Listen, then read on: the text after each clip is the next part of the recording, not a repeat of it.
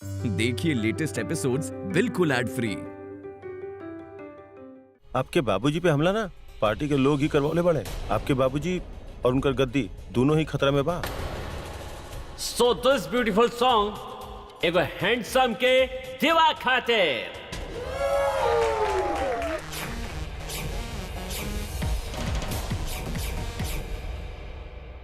विशु जी, बाप के संपत्ति के बारे जे होखेला ना वो बेटा होखेला। तब जे बाना पराग भैया तरह संभाले के बा सब कुछ। हमके विशु जी के पास लेके जाइबा, तू हमारे साथ चला। आप ऐसे कैसे इन्फॉर्मेशन ना दे सके नहीं? देखिए हमारी बात समझे, हम उनका जाना था नहीं। अब आप अपन कंप्यूटर में चेक करके हमके बता दी, हमके और कुछ ना जाने के बाप से। मैम आप आराम से बोली, हम समझ नहीं की पावत आपके बात के। आराम से हम बात करत बानी, आराम से इनकरा से समझ ली। ए जी विश्वेश सिंह बाड़े ना, वो हमने के गांव के बाड़न और आपके होटल में ठहरले बाड़न। उनका कमरा नंबर बता दे। Please, please. बहुत बहुत धन्यवाद होगी आपके। सर हम आपके अपने होटल के गेस्ट के बारे में कुछ इन्फॉर्मेशन ना दे सके नहीं। इतना बता दी हुई होटल में ठहरले बाड़े की ना, बाकी हम खुदे ढूंढ ले। ओके हाँ सर, नेम विश्वेश सिंह। ओके सॉरी सर, बट विश्वेश सिंह के नाम के कोनो बुकिंग नहीं खे। एक बार फिर से, एक लास्ट टाइम प्लीज चेक कर ली प्लीज। मैम देख लेनी मैम, यहाँ विश्वेश सिंह नाम के कोनो बुकिंग नहीं खे। हम जाना था नहीं, हम अरे, जाना था नहीं, वो विशु जी ही रहे। धन्यवाद। हमारा धोखा ना खा सके। ये झूठ काहे बोली हमनी से? हमके पता है बा, आई, चलिए, वो अच्छा, विशु जी ही आई। रहे।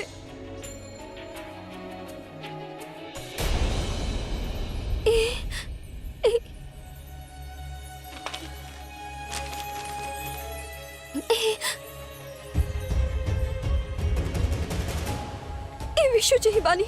हम कहनी ना, ए रहल विशु जी, वो ए होटल में रुकल बा, हम कहले रहनी ना।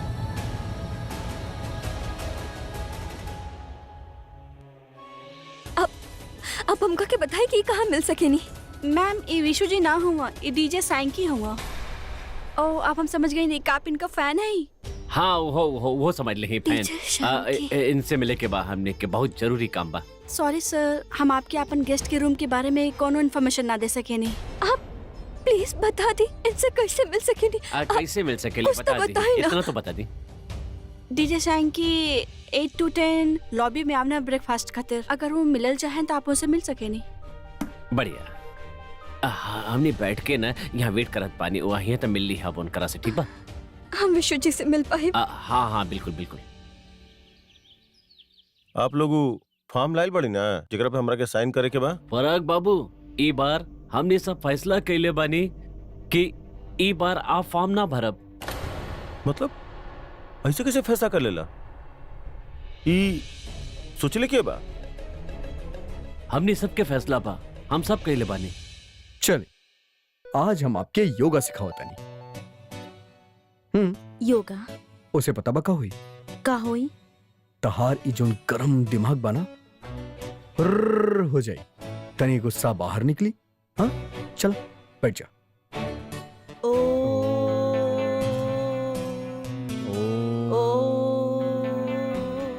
दीदी जी चली जल्दी नीचे, का हो गइल? कुछ गड़बड़ हो रहा है, जल्दी चली। ओम। रागिनी जोर से बोलो ना। अरे रागिनी, रागिनी कहाँ चल गई? रागिनी, रागिनी। का बोलनी की पराग भैया जे भाई साइन ना करिए, ई फार्म ना भरिए, ई बोलनी। अगर पराग भैया फार्म ना भरिए तो फिर के भरी बतावा हमरा के? हम बरब ई पद के काबिल तो हम ही बानी ना। अच्छा, सबके अपन अपन पड़ल बा, पार्टी के केहू के ना पड़ल। हाँ एक बात ना कान खोल के सुन ला सबके सब। हाथी मरे के बाद भी ना 1.25 के होखेला, और अभी हम जिंदा बानी। और हमार पार्टी से सिर्फ और सिर्फ पराग भैया खड़ा हुई हैं। के खड़ा हुई हैं? सिर्फ पराग भैया, समझ ला। और जौन केहू भी ना उनका जितवाबे में मेहनत ना कैलस ना, तो ओकरा के हम अलग से देखब, समझ ला। ठीक बा ना, तब लड़वा ली पराग बाबू के। हम भी अपन कैंडिडेट के उनकर सामने खड़ा करता नहीं, देखल जाई के जीता था। अबे तिवारी तोहर दिमाग तो नहीं खिलागत हमके। केकर सोच बोल रहल बड़ा तू? अरे बोलत का निका जबान हलक पे अटक गिल का तो पागल बस ससुरे सब हमरा पहले से ही पता रहे। फिनाइल डालते जे बना कीड़ा बलबला के ऊपर आ जाइए और देखा इस सारा कीड़ा खड़ा बाड़े। अरे पार्टी के खड़ा करे में हमार बाबूजी अपन जी जान लगा देले, खून पसीना एक कर देले और आप सब लोगन खातिर का खाना कैले ऊ। आप सबके दुख सुख में साथ खड़ा रहे ऊ और आज जब उनका जरूरत पड़ल बा त आप सब लोग अपन औकात दिखा देले। अरे राजनीति केकरा खातिर होकेला, लोगन के सेवा करे खातिर होकेला, समझला। लेकिन आप सब लोगन के केहू के ना पड़ल बा, ना जनता के, ना नेता के, ना पार्टी के, सिर्फ आपन पड़ल बा। सारा के सारा एक नंबर के। जाई निकली यहाँ से सीधा मैदान में बात कइल जाओ हम आप सब लोगन से। और एक बात ना कान खोल के सुन ला सबके सब, केहू के चाल कामयाब ना होके देब हम, समझला।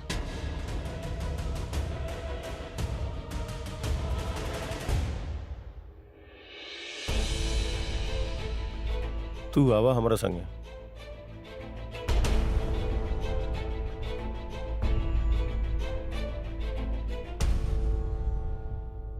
पराग रहे ना यहाँ पे, वही सब संभालत रहे ना।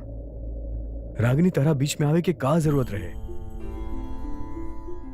मिस्टर जी हमार दिमाग बहुते गरमाइल बा, समझे में ना आ रहल बा हम केकरा पे भरोसा करी केकरा पे भरोसा ना करी। अगर बाबूजी अभी सही अगर बाबूजी सही होते ना तई तुच्छा लोग के बगैर इस समय अपन बेटा जी के फिक्र करत हुई है। काहे कि तू उनकर जान बाड़ू रागिनी, लेकिन अफसोस हमनी दोनों के जौन जान बाड़ी जौन तोरा अंदर बा जे अपन जरूरत ही ना बता पावत बा, वो पूरा तरह से तरह पे डिपेंड बा रागिनी। और तू इलेक्शन खातिर लड़ता। ऐसा नहीं खे मिस्टर जी, हमरा बहुते परवाह बा और इस समय हम जे बाना आपे और हमार जान पे सबसे ज्यादा विश्वास करेनी। लेकिन रागिनी लेकिन सब कुछ खत्म कर दे। Please please help yourself please.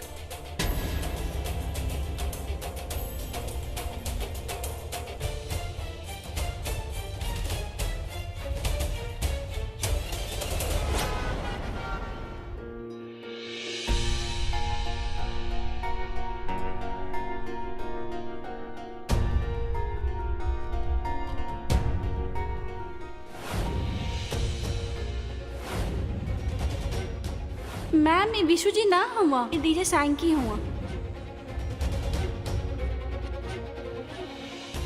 तो अपन दोस्ती निभाइबा, जरूर निभाई। हमके विशु जी के पास लेके जाइबा ना, तो हमारे साथ चला।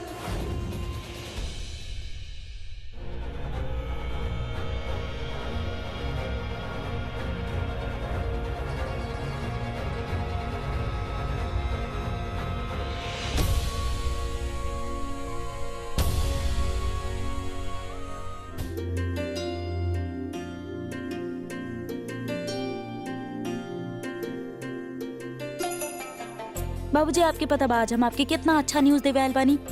आपके पता बा इलेक्शन के काम सब अच्छा से हो रहल बा। पराग भैया तो एकदम एक काम में लगल बाड़े, बहुत अच्छा काम करल बानी और सारा पार्टी वर्कर भी पराग भैया के पूरा साथ देताड़े। अब आप देखिए हमनी चुनाव भी जीतब और सबके दिल भी जीतब, सब एकदम चकाचक हो रहल बा। हम ना बहुत अच्छा लगता हम रही।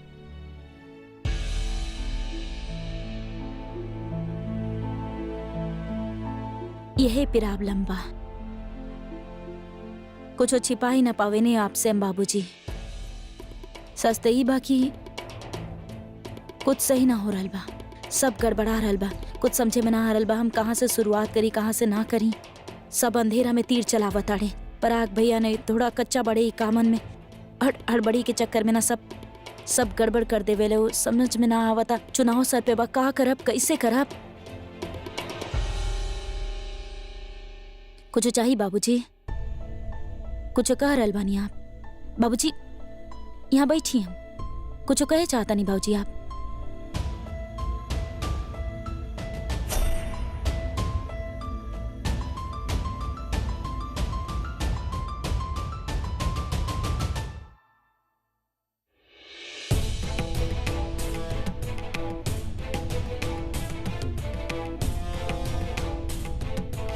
इता हम बानी बाबूजी।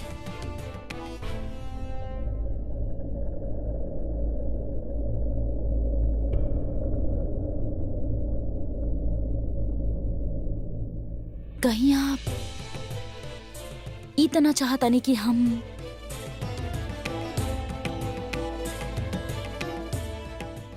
ना ना बाबूजी, ई कैसे हो सकेला? हम ई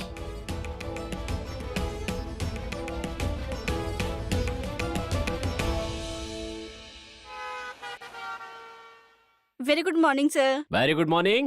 What the schedule for today? Sir breakfast. Yeah. And breakfast, please make it order. That I want some grilled chicken Yeah. plus eggs and pineapple juice. Okay. What's next? You have a client meeting after that. Okay.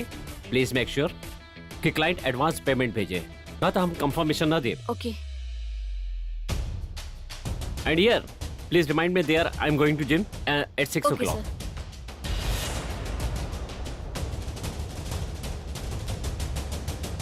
Hey, hey, relax. Hey, आप कहाँ चल Hey, रही हैं relax. Vishu ji? हम आपके कहाँ ना ढूंढने। अब हम स- और हम सब- कितना परेशान थोड़ी- हो गए रहने हमेशा अरे- से। आप ऐसे I said relax. Listen, I'm sorry, but this is not the way. आप हमके मिल गई नहीं।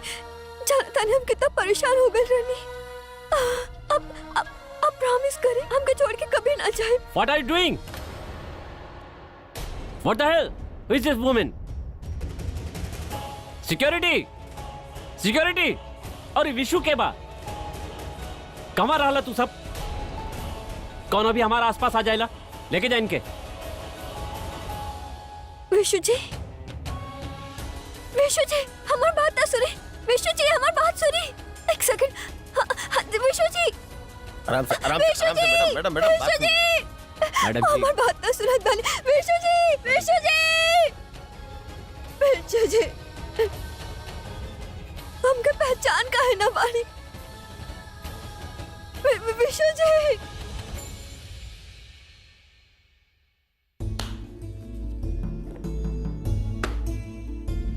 अब हम कैसे समझाई रागिनी के वो कौनो बात माने खातिर तैयार ही ना हो खिली। अभी ई हाल में ओकरा अपन पॉलिटिकल पार्टी के काम देखे की जरूरत नहीं खे। अरे दुलरिया, कारे कब से न कहानी हमारा फोन ढूंढ के दे। भगवान कहाँ रख दे ले बानी? यही जा रख ले बानी। कब से कहते हमके फोन ढूंढ के दे। कौन ऐसे कतरुई हाल में पड़ल बा?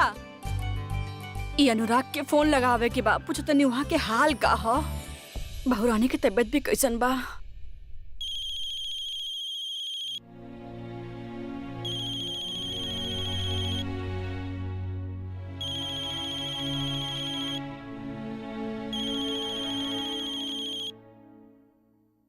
जी माँ बोली। हाँ अनुराग बेटा हम फोन कर लेनी वो पूछे के कि अब सबने जी के तबीयत कैसन बा?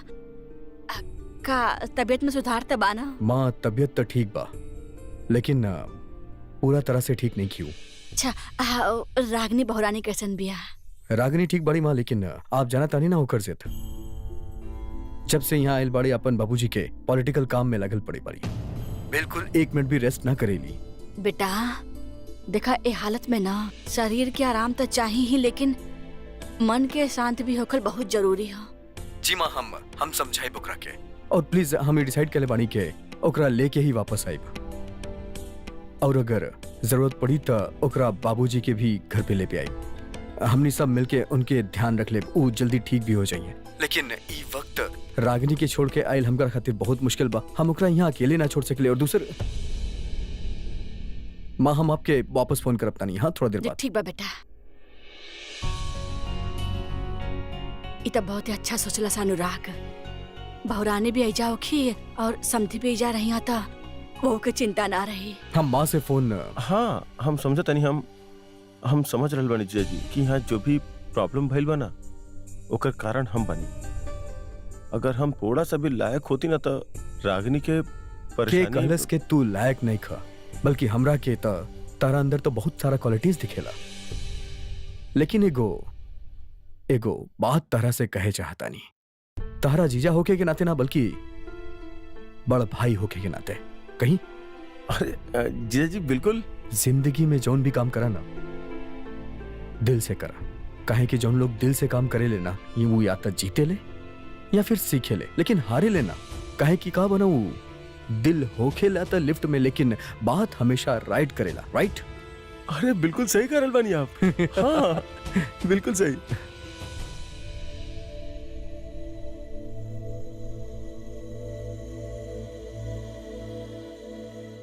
मैडम जी आई सब रखी चली हो गई। कुछ खा ली कुछ पी ली। मैडम जी कल रात से आप ना कुछ खैली नहीं की, सुतली भी ना एकदम थोड़ा सा। हाँ ऐसे खाई ना सोई ना तो तबीयत ना खराब हो जाए भाई। ई ली कुछ खा ली, जूस पी ली, ई ली, पी ली चली।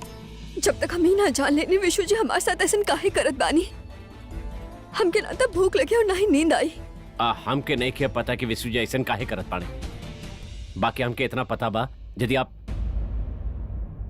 मैडम जी आप हमके दोस्त बोलत बानी, दोस्त मानत बानी ना हमके। हाँ तो दोस्ती के सौगंध बाप के पिए के पड़ी। चली जूस पी। हम ना देख सकेंगे आपके ऐसे। चलें थोड़ा सा और पी ली, थोड़ा और पी ली। अब एक बाद जे बोला हम उहे करब। आई सब छोड़ी हो गए, बहुत हो गए। रखी रखी चली। आई सब कागज का बा।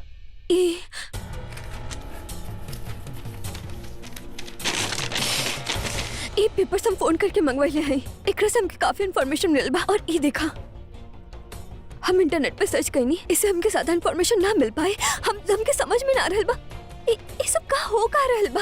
अब मैडम जी देखिए हम ये सब ज्यादा जानत नहीं कि सब ठीक बा। अब बाकी इतना पता बा कि दुनिया में ना एक ही शक्ल के 7 लोग होखेला। हो सकेला कि विशु जी के ना बैचू, वो विशु जी ही रहे।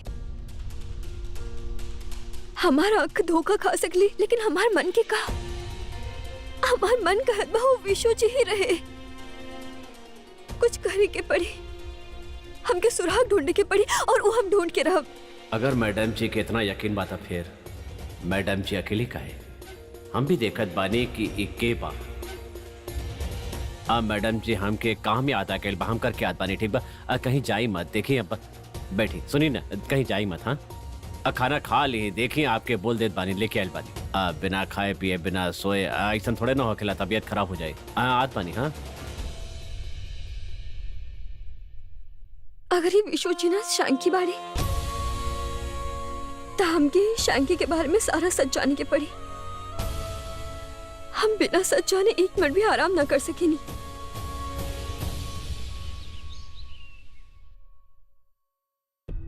अम्मा जी वो रागिनी कहूँ दिखात नहीं के, कहाँ गेल बाड़ी?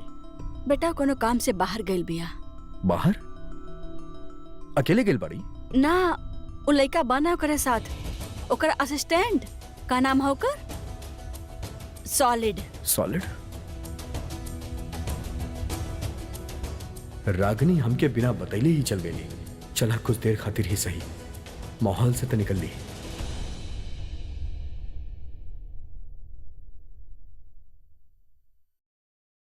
नमस्ते ठाकुर साहब।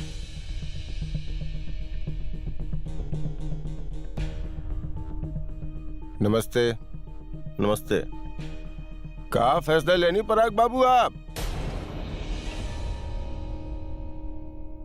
हम फैसला के लिए मानी कि हम बाबूजी के गद्दी पे ना बैठा।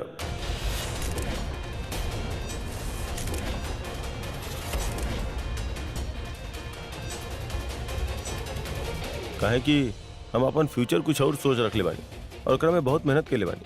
आप लोग थोड़ा सा और इंतजार करी। हमार छोट बहन आई, वह आपके बताई कि हमार बाबूजी के अगला उत्तराधिकारी के होखी। पराग बेटा ई का कह रहल बड़ा तू? और पराग बाबू हमनी सभी निर्णय ले ले बानी कि ठाकुर साहब के गद्दी पे अब तिवारी जी बैठी हैं।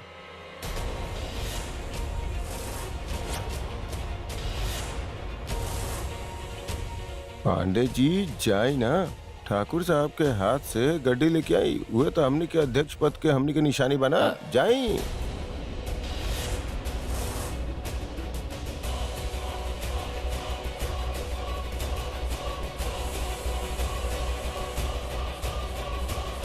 थोड़ा संभाल के।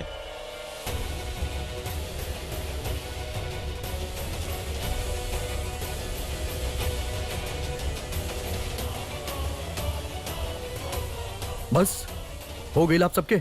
अब जाइए यहाँ से, जाइए अपन फॉर्म भरी। जमाई बाबू ई घड़ी कोनो मामूली घड़ी नहीं खे। ई बदलत वक्त के प्रतीक बा और एक घड़ी बता रहल बा कि वक्त बदल रहा बा और ये निशानी त देवे के ही पड़ी। और भाभी जी आप भी निश्चिंत हो जाएं। अब विकराल साहब पद मुक्त भी हो गए ले और चिंता मुक्त भी। अब इनके आराम से आराम करे दी। हाँ, और इनकर जो अध्यक्ष पद वाला बैच बा ऊ दे दी। अब तो वो तिवारी जी ग्रहण करी हैं।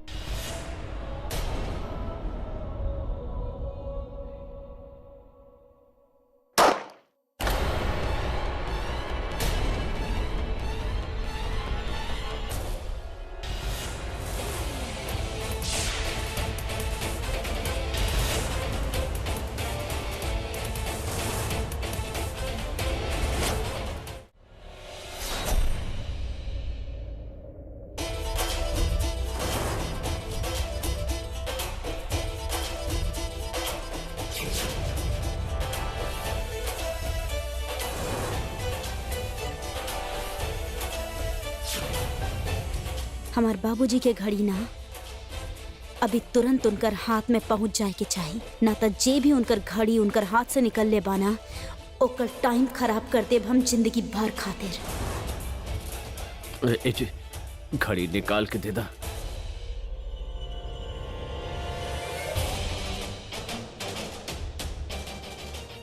लौटा दिली। शकल तो देखा तो नहीं सबके इंसान वाला शकल बना, बाकी नियत के बाद अगर हम करी ना तो जे नियत बाना वो जानवर से भी बदतर बा। और अब जब बात जंगल तक आ ही गइल बना तो हम आपके बता देता नहीं जंगल के कानून। और जंगल के कानून ई बा कि जब बब्बर शेर घायल होके लेना तो जे खरगोश होके लेना उस सपना में भी ओकर गद्दी लेवे के ना सोचे ले। और बब्बर शेर के जब वारिस होखेला ना छोटा शेर होखेला, बाकी अगर छोटा शेर ना बन पाए तो शेर नहीं बनी।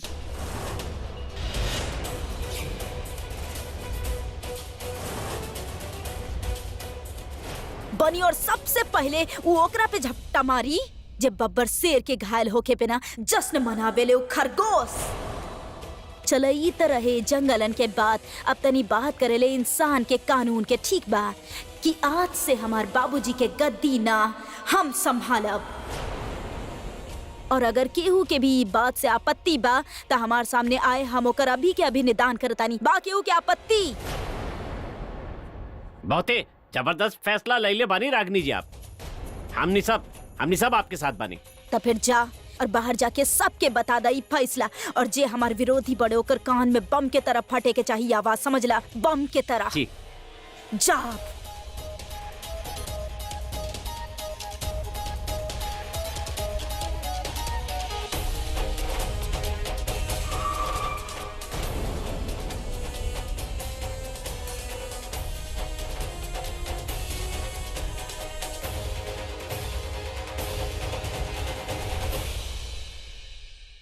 अम्मा जा जल्दी से दही और चीनी लेके आई। अब हमार रागनी फिर से रागनी सिंह हो गई बिया।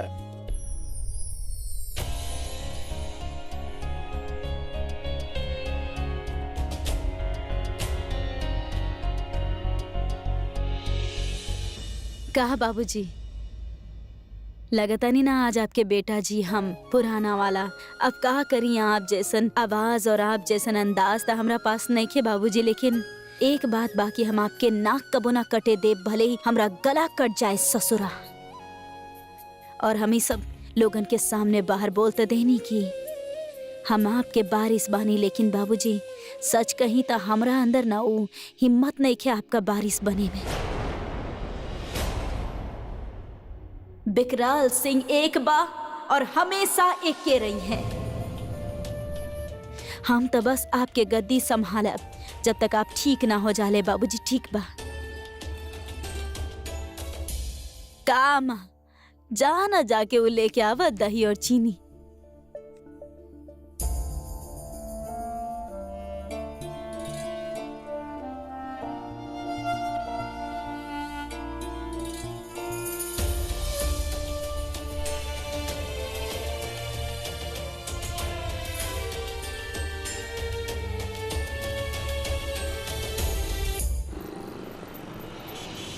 चली। कौन सा रूम नंबर बा?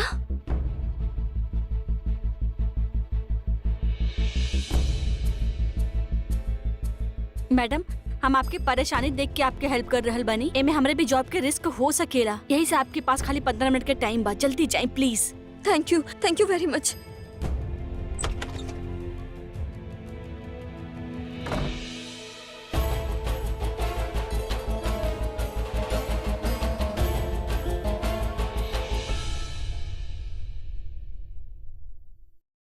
हमार विशु जी ही बानी, हम सुराग ढूंढ के ही रहब। हम तो और लंदन के टिकट हाउ वाज योर मीटिंग? Good morning. हम तो और लंदन के टिकट करवा देता नहीं। Very soon.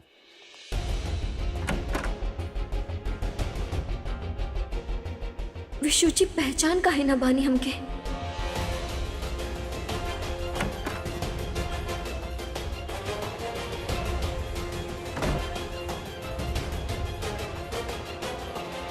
प्लान कर रहल बानी हम as soon as possible. I'm telling you, Dad, you should visit my way.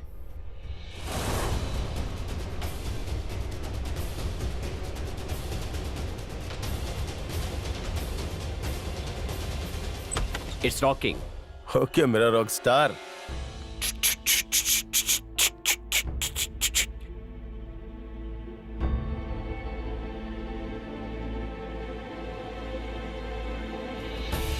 Illuminated. Cheers. Cheers.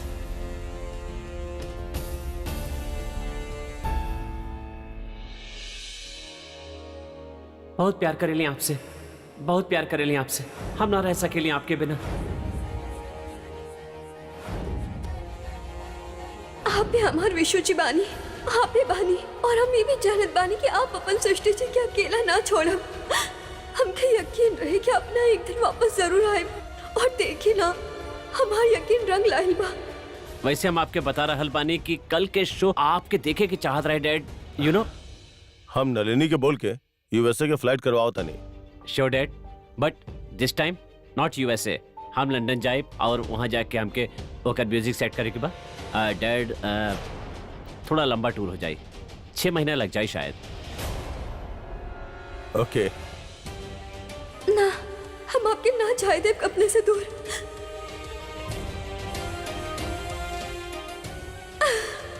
ना, आप लंदन ना जा सकेंगी।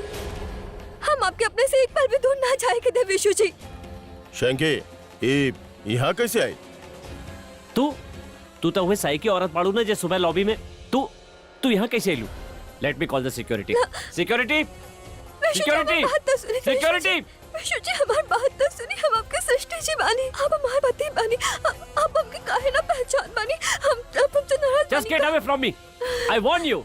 Security, security. आप काहे ना पहचानत बानी हमके, प्लीज। कम ऑन, चलो निकला यहाँ से, चलो।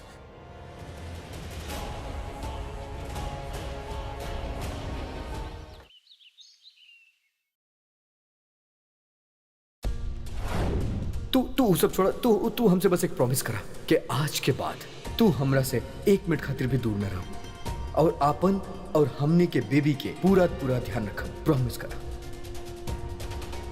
प्रॉमिस। आज से हमारे बाबूजी के गद्दी ना हम संभाले।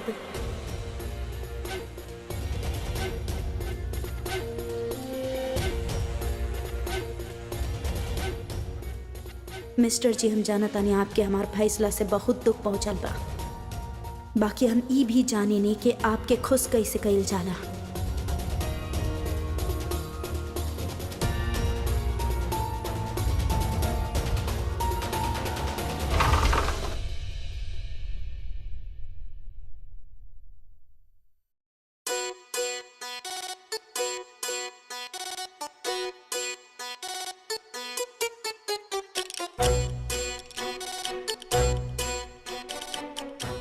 मिस्टर जी, बहुत गुस्सा बानी ना आप हमरा से? अरे बाप रे, देखा था गुस्सा के तापमान के तो ना बढ़ गए मिस्टर जी। गुस्सा यहाँ आ गए, हम हटा दी। रागिनी, मजाक की बात नहीं खे। नीचे तू जौन केले बाड़ू।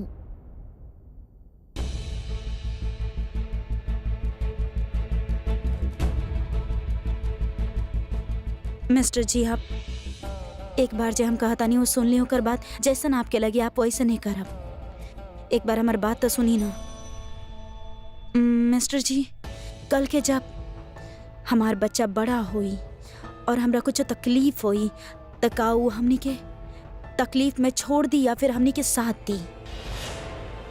ऐसे ही आज हमारे बाबूजी तकलीफ में बढ़े तो का हम उनका क्या ऐसे ही छोड़ दी तकलीफ में, उनका साथ ना दी?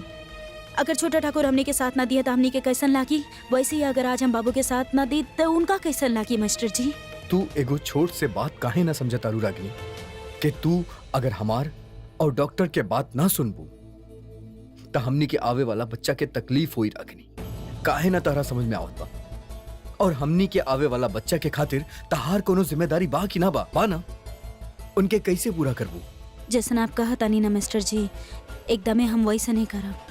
अपन बच्चा के भी ख्याल रखब, सब कुछ जैसन आप चाहतानी वैसे नहीं करब, लेकिन अपन फैसला से ना हटब। अभी लड़ाई में आप हमार साथ देब या फिर हमरा अकेला छोड़ देबी? फैसला जे बाना आपके करे के बा। तहार साथ ना देवे खातिर हम इतना बड़ लड़ाई ना लड़ले रहनी रागिनी। और अब जब तू ई पॉइंट पे आ गेल बाड़ू तो हम तोहरा अकेले ना छोड़त, कबो ना। लेकिन एगो बात याद रखिया, हम एगो बेटी के साथ देब, अपन होखे वाला बच्चा के माँ के साथ देब, अपन बीवी रागिनी के साथ देब। लेकिन ई बंदूक वाली दबंग रागिनी सेने से हमके ना कोनो लगाव रहे और ना ही हम ओकर साथ देब। और एक चीज और याद रखिया कि तू ई पॉलिटिक्स के गंदा खेल में अपन हाथ गंदा करा, ई हम कबो ना चाहब और ना ही हम एमे तोहर साथ देब, कबो ना देब। अब तू ही डिसाइड करा कि तू ई लड़ाई कैसे लड़बू रागिनी।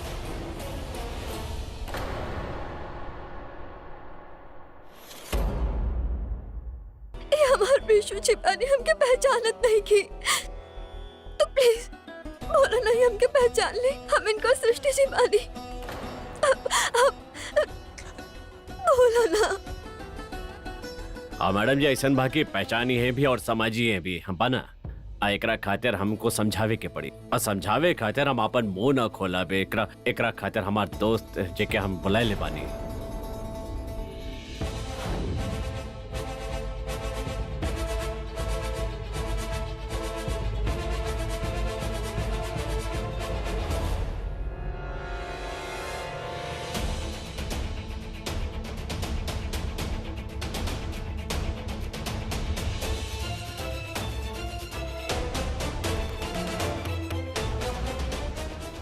जरा अंदर आई। गोपाल, तू? ई का बताई डैड, का बताइए गोपाल? देखी बात ऐसा बाकी शुरुआत में हमके भी सब ना इत्तेफाक लागल, बाकी मैडम जी के जब विश्वास बिना ओकरा देख के हमके ऐसा लागन कि ना, अब मैडम जी इतना पढ़ा लिखा औरत पानी, इतना समझदार पानी, ऐसे कोनो गलत आदमी के ना अपन मरल पति समझ ना सकेली। ऐसे हम भी बात के तह तक गईली और पता लगैली तो हमके पता चला। सर जी आप बताए अपन मुंह से तो अच्छा लगी ना, तो हमारे दोस्त गोपाल बता सकेला।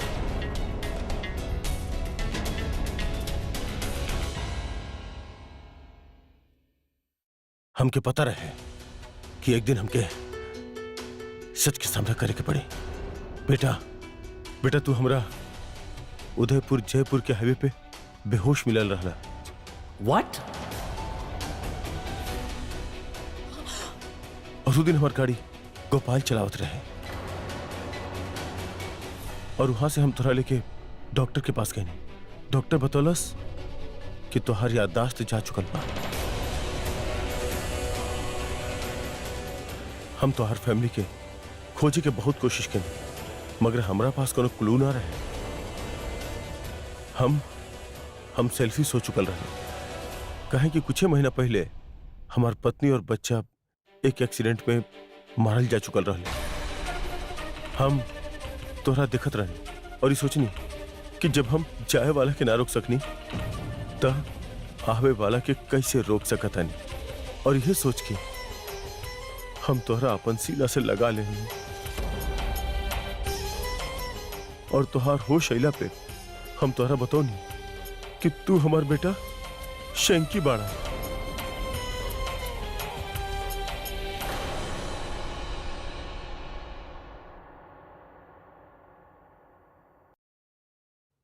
देखनी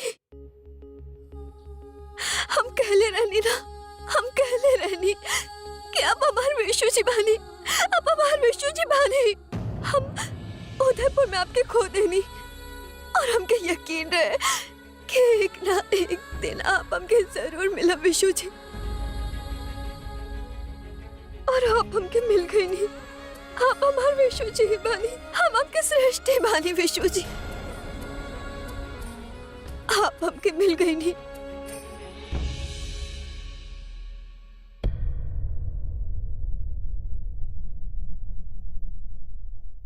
बेटा हम आपके बेटा नहीं की, हम शंकी धनराज नहीं की,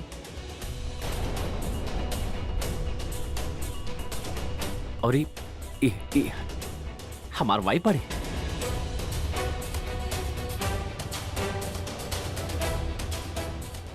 आई कांट बिलीव दिस। आप हमके धोखा दिली और हमार सिचुएशन के ऐसा बाकी हमको समझने की बात की। आप हमके पहले धोखा दिली कि ये अब दे रहल बानी।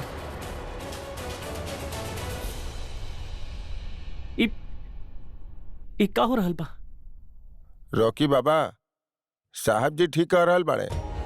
साहब जी धोखा निकल दिले। साहब जी जौन अभी बोल रहल बाड़े सही बोल रहल बाड़े। आई कांट बिलीव दिस।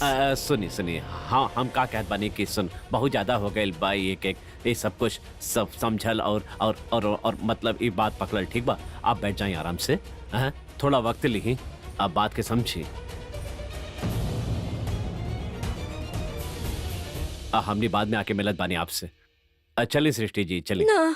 ना सृष्टि जी, हम विशु जी कैसे छोड़ के ना जा सकेंगे। चलिए आके मिलब हमने।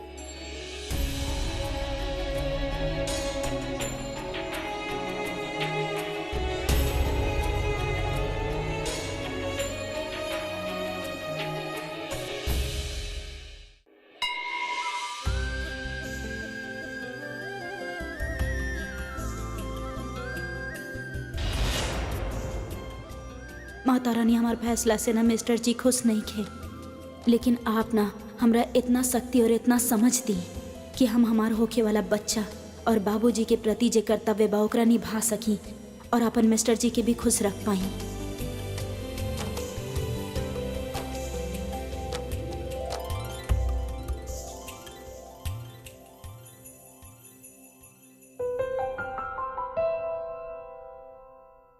रागिनी, हम बहुत सोच ले बानी और डिसाइड कर ले बानी के हमनी दोनों आज ही अपना घर वापस जाए।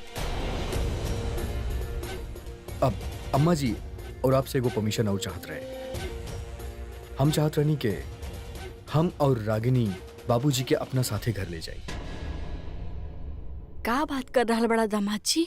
हमने के यहाँ तो लड़की के घर के पानी पियल भी गलत समझल जाला, और आप ठाकुर साहब के अपने घरे ले जाके बात कर रहल बानी। अम्मा जी, आप ही का कहत रहनी, बेटी के मायका, बेटी के ससुराल, तब फिर बेटी जे बा ओकर खुद के घर कौन सा होखेला? फिर मतलब जौन घर में वो पैदा होखेली वहाँ वो पराया धन होखेली, और जौन घर में वो शादी करके जाली वो घर के सजावेली सवारेली, लेकिन वो घर के तख्तीक पे भी ओकर नाम ना होखेला, वहाँ पे भी पराई हो गईली। का बा अम्मा जी? लेकिन का बा ना कि हमार जे बा ना वो केस तनी सा डिफरेंट बा। हमारे बाबूजी जे बाड़े ना वो हमरा पराया अमानत के तरह ना पाले बाड़े। वो गुरूर हमरा अपन गुरूर माने ले, और आज हम उनकर गुरूर सिर्फ ई बात से छोड़ दी काहे कि हमरा के और के घर जाके रहे के बा। हाँ अरे बेटा, यह रीति है दुनिया के। हाँ, तो ये जे रीति बना एकरा बदले के होखी हमरा के। जब हम मिस्टर जी के साथ मिलके सासू मैया ससुर जी उनकर ध्यान रख सकेनी, ओकर देखभाल कर सकेनी, तो हमनी दोनों मिलके बाबूजी की देखभाल काहे ना कर सकेनी? हमरा समझे में ना आ रहल बा। देखा, तू लोग ना नया जमाना के बच्चा हुआ, और सदियों से ये परंपरा चला रहल बा। का और जौन तू कल चाह तड़ुना ओकरा के हमनी में पाप समझल जाला। का पाप? आप मम्मा जी आप ही का बात रागिनी, करता नहीं? अम्मा जी, आप सिर्फ 2 मिनट खातिर रीति रिवाज के भूल के हमार सिर्फ एक बात के जवाब दी का अगर हम आपके या बाबूजी के देखभाल करब त ओमे का कोनो पाप बा? अम्मा जी देखी, रीति रिवाज कोनो भी ऐसा ना होके के चाहिए जे हमनी के प्यार या अपनापन के बीच में आ जाए। और अगर रहल बात रागिनी के, तई दोनों घर ही रागिनी के बा, यहाँ वाला भी और वहाँ वाला भी। अब वो जेकरा चाहे जैसे चाहे अपना घर में रख सकेली, ओकरा पूरा अधिकार बा। हाँ पर बेटा ठाकुर साहब ना मनी है। पर बाबूजी के मनावे के पड़ी अम्मा जी, काहे कि यहाँ पे उनकर जान के खतरा बा। ये घर में बाबूजी सेफ नहीं खे। वो हमनी के साथ जाइए तो घर में सेफ रही हैं, सबके बीच में रही हैं और उनके अकेलापन भी महसूस ना हो। अम्मा जी हम आपसे वादा करता नहीं अम्मा जी कि बाबूजी के हम खुद ध्यान रखब, उनकर देखभाल करब। I promise you. बिटिया तू बड़ा किस्मत वाला बाड़ू, जनता माँ जी जैसन पति पहले बाड़ू। सुन ली आप, बहुत नसीब वाला बाड़ू आप।